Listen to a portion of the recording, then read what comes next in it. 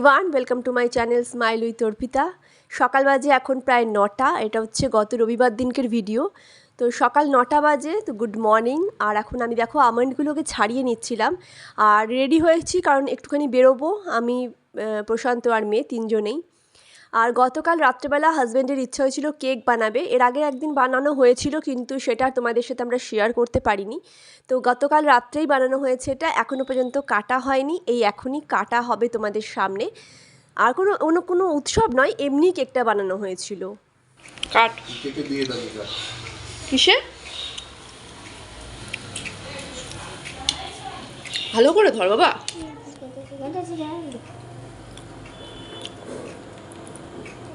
এমনি করে এখান দিয়ে কাট। হ্যাঁ, নরম তো, এই তো খাও এবার। কম্পিটিশনের আগেই খাও, যাতে কম্পিটিশনটা ভালো হয়। ওপর থেকে এমনি নিচ থেকে ওঠায়। খাও খাও, খা খা। কেমন হয়েছে? আর বাবাকে খাও আগে, যে বানিয়েছে থেকেই দে না, আগে এটা পরে আবার কাটবি। নাও,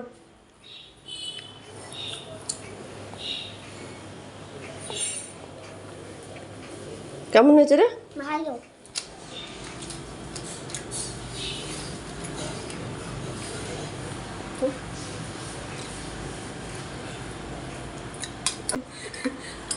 আজকে সানডে, তবু বাবিন এখানে স্কুল ড্রেস পরেছে, সক্সটা বাকি আছে, সক্স পরেনি, কারণ ও এখন যাবে কম্পিটিশনে। Writing wizard hand writing competition আছে, সেখানে নিয়ে যাবো ওকে এখন। কালকে রাতে কেক বানানো হয়েছিল, এটাই হচ্ছে এখনকার ব্রেকফাস্ট। আর বাদাম নিয়ে নিয়েছি সঙ্গে, মানে আমন্ড খেয়ে নিয়েছি, তার সাথে কেক। আর মেয়েকে দিয়েছিলাম কর্নফ্লেক্স, খেয়েছে একটুখানি, তার সাথে কেক ফেক দিয়ে। এগুলো হচ্ছে ব্রেকফাস্ট। আমি কেক কাটছি।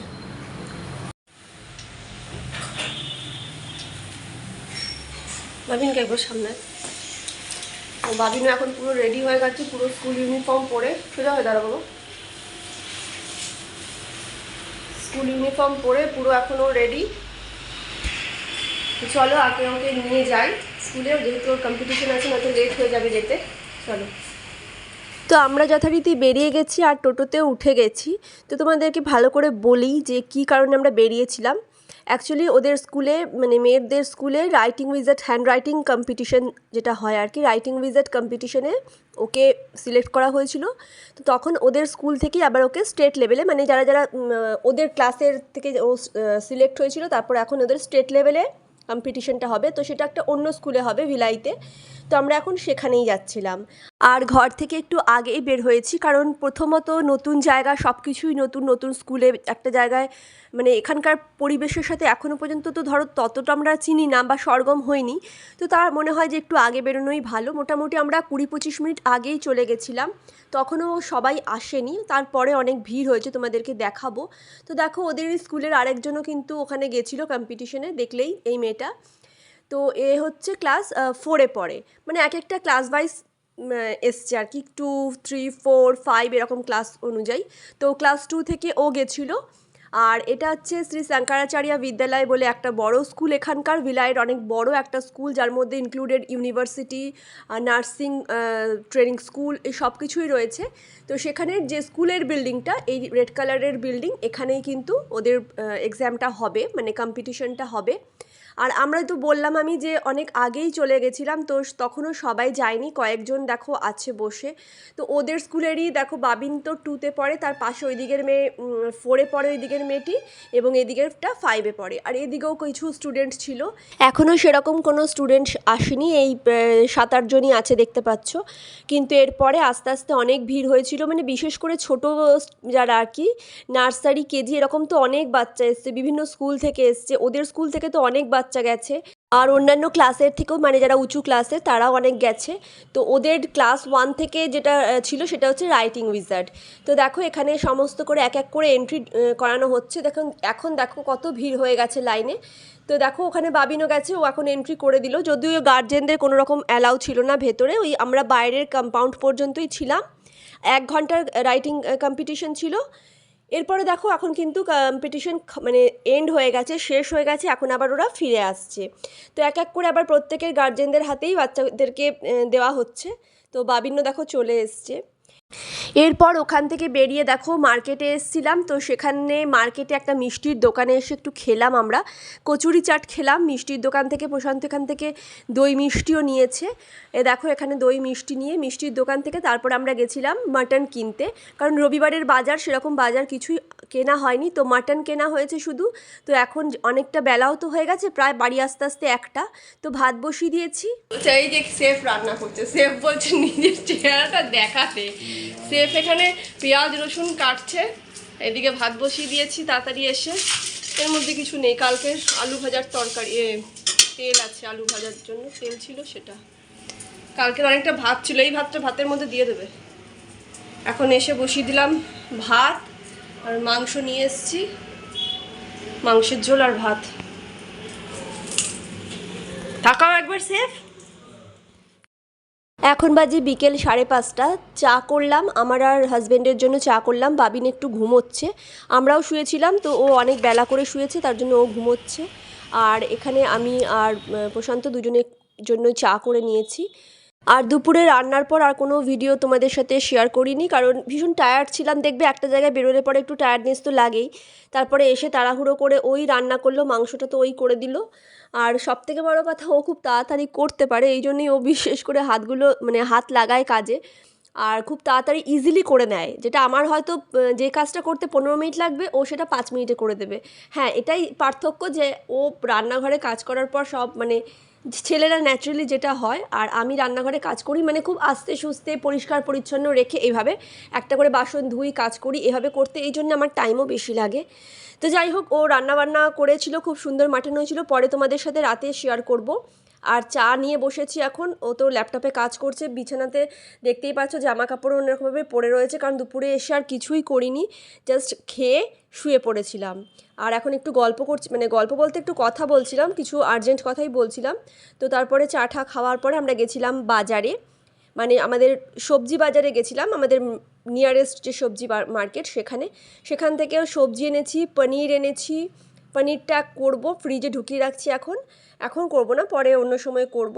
আর এই তো দেখতে পাচ্ছ সবজি সমস্ত আনা হয়েছে, মুড়ি ছিল না, মুড়িটাও এনেছি। তো এই সমস্ত সবজির সাথে সাথে মাছও নিয়েছিলাম, যেহেতু আজকে মাটন হয়েছে, তো মাছটার এই দেখো মাছ আমি এখানে এনে ভালো করে ধুয়ে নিয়েছি। আমি ভালো করে ধুয়ে রেখে এরকমভাবে টিফিন বাটি করে আলাদা করে রেখে দিচ্ছি। আর সবজিটাও প্রশান্ত বার করে রাখলো, ওইটাও আমি আস্তে আস্তে করে গুছিয়ে রাখবো। তো এখানে মাছ তো অনেকটা পরিমাণেই আনা হয়েছিল। আর এরপরে দেখো আমি চলে আসছি ডাইরেক্ট রাত্রেবেলা আজকে না যেহেতু মাটন হয়েছে, তো তার জন্য আমি ভাবলাম যে রুটি করি।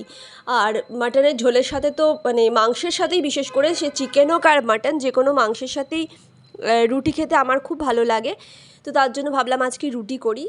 আর এই রুটি করতে করতেই আজকে তোমাদেরকে বলি যে আগে কিন্তু আমি একদমই ভালো রুটি করতে পারতাম না, ন্যাচারালি যেটা হয়, মানুষ বিয়ের আগে কিছুই করে না, তবু আমি রুটি বেললে আমি সবসময় গোলই বেলি, এমন না যে অনেকে আছে রুটি প্রথমে গোল হয় না, বেঁকা তেড়া হয়, কিন্তু আমার সেটা না। আমি যখন থেকে রুটি বেলেছি গোল হয়, কিন্তু রুটিটা ঠিক যে ফোলা যেটা ব্যাপারটা, সেটা আমার হতো না বলতে বিয়ের আগে তো সেরকমভাবে আমি কখনোই করিনি, বিয়ের পরেই প্র্যাকটিস করা। তবে রুটিটা আগে করা বিয়ের হওয়ার 2-1 মাস আগে আমি রুটিটা চেষ্টা করেছি, তবে খুব ভালো যে ফুলতো তা না। বিয়ের পরেও প্রায় বছর 2-3 বছর আমার খুব ভালো রুটি হতো না, কিন্তু রিসেন্টলি আমি দেখছি যে গত 2 বছর ধরে আমি কিন্তু খুব ভালো রুটি বানাতে পারছি। এটা বলে না, নিজেও একটা যদি ছোটো কাজও নিজে কিছু করতে পারি, তো নিজেকে ক্রেডিট দেওয়া উচিত আমি মনে করি, সে ছোটো হোক বড় হোক। তো এখন আমার সমস্ত রুটিগুলোই কিন্তু আমি ভালোভাবে করতে পারি। মানুষ প্রথমে তো কখনোই ন্যাচারালি ব্যাপার, মানুষ প্রথমেই সব কিছু কাজ পারফেক্টলি করতে পারে না, ওটা করতে করতে অভ্যেস হয়ে যায়। তো এখন আমি খুব ভালো রুটি করতে পারি, আর প্রত্যেকটা রুটি কিন্তু আমার খুব ফোলে। তো এখন আর আমার ওই জন্য বাইরের রুটি না একদমই ভালো লাগে না, বাইরের রুটিগুলো মোটা হয়, আর আমার ঠিক ভালোও লাগে না। যেহেতু আমি এখন নিজে ঘরে এটা ভালো করে করতে পারি, তো এটা আমার মনে হয় কারোরটাই আমার অতটা ভালো লাগে না। মনে হয় নিজে যেটা দেখো, তোমরা দেখলেই বুঝতে পারবে, প্রত্যেকটা রুটি কিন্তু আমার খুব নরম আর ভালোভাবে ফোলে, দেখে বুঝতে পারছো। আর কি আমি না ছোটো রুটি করি, খুব অনেকে না খুব বড় বড় রুটি করে মোটা মোটা, আমি সেটা করি না।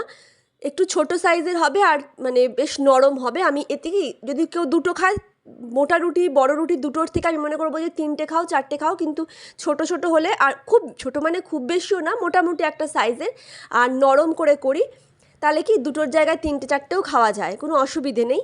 আর আমার এরকম রুটি করতেও ভালো লাগে, খেতেও ভালো লাগে। এখন আর তার জন্য বাইরের রুটি আমার একদমই ভালো লাগে না। রুটি আগে দরকার হলে আমরা রুটি নিয়ে আসতাম, তোমরা আগের ভিডিওতে দেখেছো, কিন্তু এখন আর আমার বাইরের রুটি একদমই ভালো লাগে না, আমি নিজেই বানাই। এবং মানে এখন রুটি খেতেও ভালো লাগে, সবচেয়ে বড় কথা রুটি আমার খেতেও ভালো লাগে। তো দেখলেই যে সমস্ত রুটি এখন বানিয়ে নিয়েছি, একদম গরম গরম রুটি এখানে করা হয়ে গেছে। আর মাংসটা তো তোমাদেরকে তখন দেখানো হয়নি, মানে দুপুরবেলা দেখাইনি বানানোর পরে। তো এখন মাংসটা গরম করব। আর দেখো মাংসের কালারটা একবার দেখো, কত সুন্দর কালারটা। মাটনের ঝোল, আর কিছু বলার নেই, তার সাথে রুটির সাথে মাটনের ঝোল, আমার মনে হয় না কোনো বলার দরকার আছে বলার। তো চলো এবার আমরা খাওয়া দাওয়াটাও সেরে নেব।